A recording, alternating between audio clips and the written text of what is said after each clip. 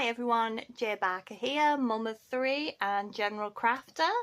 If you've seen my videos so far, you'll see that most of it focuses on crochet, and that's what we're doing again today. So, if you follow other crochet blogs, you'll have noticed that recently Complicated Knots crocheted a sewing pattern. She's actually done it twice. She started off with a soft toy and then she moved over to doing a hoodie. Now, I have to admit, I was devastated when I saw that she'd done that video, because I thought I had an original idea. I thought I did. And then she goes and releases that video. I mean, I had the idea, I just hadn't got to it yet. So this video, I am actually going to get to it, because I know, especially within the arts and crafts community, a lot of people do follow each other's challenges and things like that. But when I was following Complicated Knots' video, there were a few things that I was planning on doing differently. I think one of the main reasons why I saw differences in how Complicated Knots was doing her sew to crochet is because I'm going to be working with a different sort of sewing pattern. Tilda sewing patterns, which is what I'm going to use, do have a slightly different way of sewing. Normally with sewing, you cut out your pieces and then you sew them together. But with Tilda patterns, the vast majority of the time, what they ask you to do is layer your 2 pieces of fabric right sides together, so that's the side that you want to show on the outside, and then you actually stitch around your pattern piece, and you are already stitching your pieces together as you go. So here I've got a headpiece. Tilda sewing patterns are some of my favourites to do for toys, because they can just use scrap material. Because the pieces are so thin, they work lovely. You see, this is actually an old Marvel t-shirt of one of my kids. So I just grabbed the pieces out and I thought, yeah, I can do something with this. And so I started to do my absolute favourite pattern, which is the monkey. And this is what I'll be also crocheting. I mean, look at that. Isn't that absolutely adorable? Once again, this pattern is from the Tilda toy box. So I will not be able to have any sort of written pattern for this, because the pieces and the original concept of the design is not my own. Now, as you saw with that monkey, is that the fabric is what really makes it. I've made this monkey a couple of times. I tend to go out to presents actually. So what I wanted to find was a yarn that changed colour quite quickly. And we didn't really find a lot of selection, because your normal yarns that change colour themselves, they would do so in quite large sections, and as Tilda pieces are quite skinny, and you'll see that as we go through, I wanted something that changed more rapidly. So I'm using this from Stylecraft. As you can see, it shows here how it should work. I'm hoping that's going to give us enough of a colour variant. It is cotton. Cotton's not something I work in a lot, and it says to work with a 5mm crochet hook. I'll give that a go, but I don't know, I think with the size of this, I'm going to want to go down maybe to a 4 or 4.5. I only have 2 balls, and they are both, are they 50-gram balls or 100-gram balls? 100-gram balls. Honestly, I don't even think we're going to use this. As I say, the pattern, I can make it with scrap yarn. Right, so let's start with my pattern pieces. Now, a lot of these pattern pieces I've already cut out because this is a pattern I make quite a lot. I'm going to show you how the pattern pieces for Tilda are worked, which I also think is one of the main reasons why I absolutely adore these pattern books. In the back, the patterns are actually to size. So a lot of times with sewing books, you'll find that you have to photocopy and enlarge the pattern pieces yourself, and that's just really annoying. So with Tilda patterns, the pieces are sketched out to the actual size you're going to make them. Of course, then from that you can scale up or you can scale down. So as you can see here, we have our monkey pieces, our hook monkey it's actually called. There are several pieces. There are no seam allowances in Tilda patterns because, as I've already shown you, because you actually stitch around pattern pieces. So in a sense, you're creating your own seam allowance. Why I mentioned the seam allowance, actually, there was another reason that, and this is why, and this is particularly one of the differences between how Complicated Knots did it and how I'm doing it, is I'm not going to actually crochet a seam allowance here, which is, I know you're all saying that's exactly how Complicated Knots did it, but when it comes to joining up, I'm not going to try and hide my seam. I'm actually going to crochet another full row of double crochet. That's UK terminology. I do tend to work in UK terminology, but I will, whenever possible, put some US terminologies up as well. Usually there. So I'll be doing that to essentially join all of my seams together, and I actually think, especially with this pattern, it will help to tie all the pieces together. There are a lot of moving joints for the hook monkey pattern as well, so I'm going to use the button join method. The face here is actually made up with separate pieces that are then sewn on top of the head. I am going to follow that, and I'm going to use a different colour yarn, probably some of my cream yarn, just see what I've got lying about, because I do have a doll coming up that I do need to save some of that for. So yeah, we're going to start with this. Hope you enjoy. Right, I guess if we're going to be comparing if this hook monkey is better in its sewing form or crochet form, I better get to sewing it. Unfortunately, that means I'm going to have to do it this evening, and the footage is going to be a bit dark because I'll have to move the sewing machine downstairs.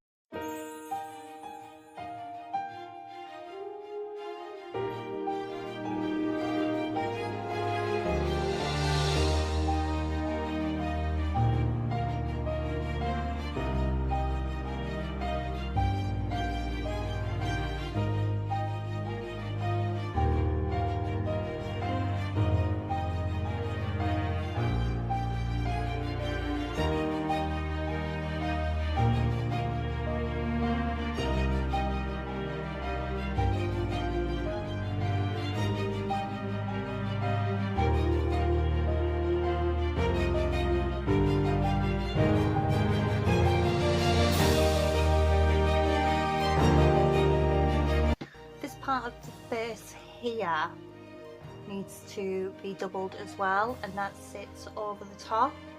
I was considering doing this as a full piece, but with the curve of the head I am going to do it as a separate piece and staying true to actually making these pieces as if they were sewing pattern pieces. I was hoping that these two pieces will be similar and I wouldn't have to work so many pieces, but you see this curve here is more pronounced than here on the back, so I am going to have to make separate ones.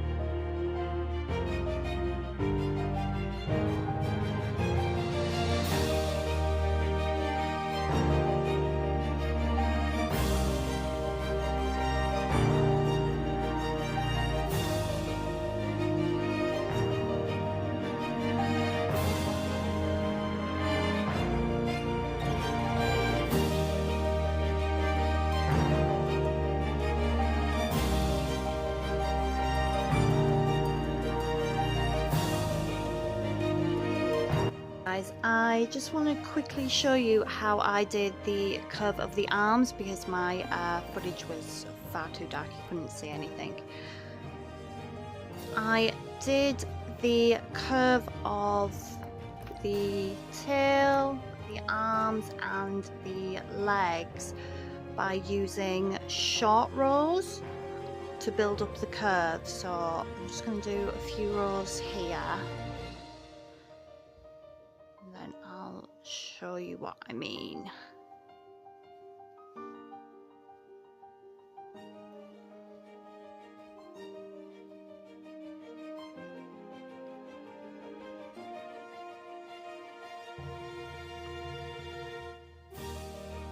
Right, so I've got 4 stitches on this row. So I'm going to switch colours so you can see it better.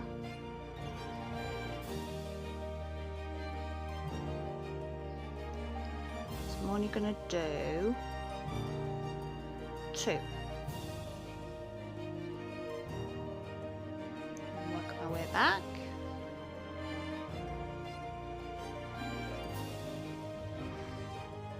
Now I'm changing colours again just so you guys can see them clearly. Then this row here is going to be a full row. So now I need to go down. I am actually going to go into the loop of my first short row where the chain 1 was that we used to turn. Then into the last few. Right, so here we go. So we can see here that our end here is longer and this bit shorter, and that's how I built the curve up as I went. See it a lot better actually if I turn it sideways.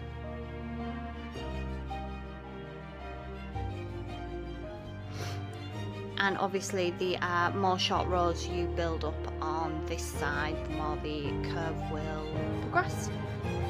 Okay, here we are at construction stage, finally.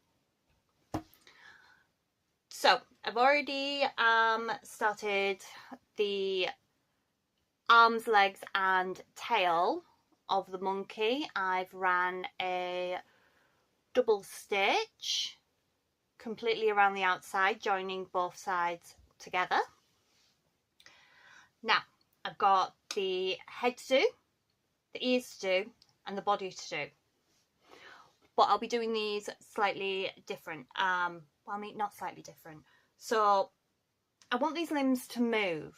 Normally I would use the button method inside, so it would be like in here and you wouldn't see, and there'd be another button inside the body and then they'd move. But I'm actually going to put the button on the outside this time of all the limbs, and I'll put them inside of the body. Just because, really. Actually, there is a better reason than that. It's not just because. It's because the Tilda pattern does actually state that the limbs are to be attached with just a running thread so they can be moved. But I have never done that. I've either used press studs, or like I'm going to do today, is I'm going to put a button on the outside and the other button inside the body. So basically I'm going to use the same limb construction for both the crocheted and the sewn monkey, and then I think we're going to need the twin opinion to see which one is best.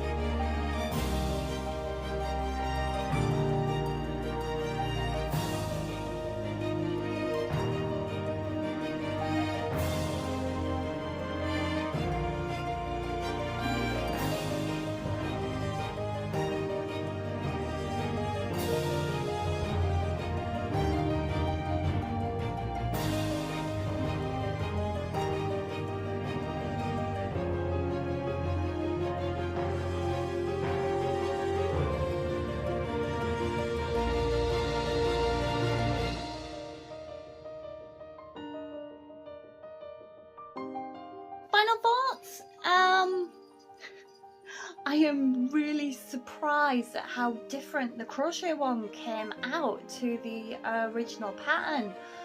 But I think I am still going to do some more of the Tilda patterns. I had a lot of fun doing this, comparing it. Okay, here they are, the finished monkeys for my monkeys.